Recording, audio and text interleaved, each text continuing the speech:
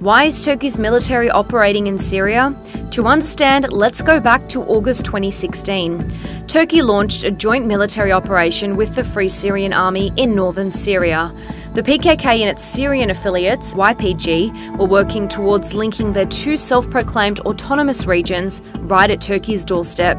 This was a problem. The PKK has waged an armed campaign against the Turkish state since the early 1980s, killing more than 40,000 people.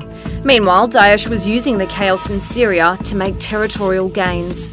Both had been carrying out a series of terror attacks throughout Turkey, one of which targeted a wedding in Gaziantep, killing 54 people and galvanizing the Turkish government to launch Operation Euphrates Shield. The operation's aim was to stabilize the border region from foreign enemies, mainly Daesh and the PKK.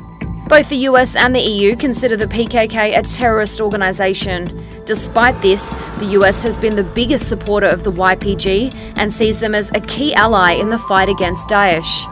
US backing has also helped the YPG gain and maintain territory in northern Syria, and the tension between the two NATO allies have increased. Recently, the US told the YPG to rebrand themselves to avoid being linked to the PKK. They formally called themselves the YPG, who the Turks would say equated to the PKK. So we literally played back to them, hey, you got to change your brand. You know, what do you want to call yourself besides the YPG? And with about a day's notice, they declared that they were the Syrian Democratic Forces. On August 16, 2016, the YPG took the city of Manbij from Daesh. Turkey saw this as a threat to its national security. And if this corridor was formed, linking the two regions together, most of Turkey's links to the Arab population in Syria and the FSA would be cut off. Turkey warned the YPG to remain to the east of the Euphrates River, and the US seemed to support Turkey. We have made it absolutely clear to the elements that were part of the Syrian Democratic Forces, the YPG that participated, that they must move back across the river.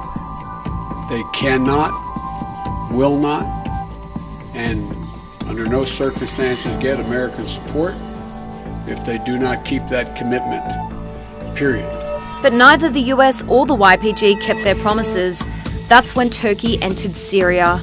They cleared their northern border from Daesh and cut off their access. By November 2016, the operation moved south towards a Daesh stronghold, Al-Bab, a strategic town known as the gateway to Syria's industrial and trade centre, Aleppo. The YPG was also working to clear Al-Bab during the same period. By February 23rd, the FSA, backed by Turkey, liberated the city, and the YPG was prevented from linking up in northeastern and northwestern Syria. Then something else happened. The Syrian regime coordinated with Russia and created an unofficial buffer zone in order to keep Turkey away from the YPG. Since then, the YPG have used the regime-controlled south as a bridge between their cantons. Operation Euphrates Shield came to an end on March 29. Yani Fırat Kalkanı bitmiştir. Bundan sonra ihtiyaç olması halinde yapılabilecek bir hareketin artık başka bir isimle anılacak. Since then, thousands of Syrians have been able to return to their hometowns, liberated from Daesh, via the corridor which Turkey has maintained. And Turkey is signalling a new operation at the west of Syria's border. What will Turkey's next step be?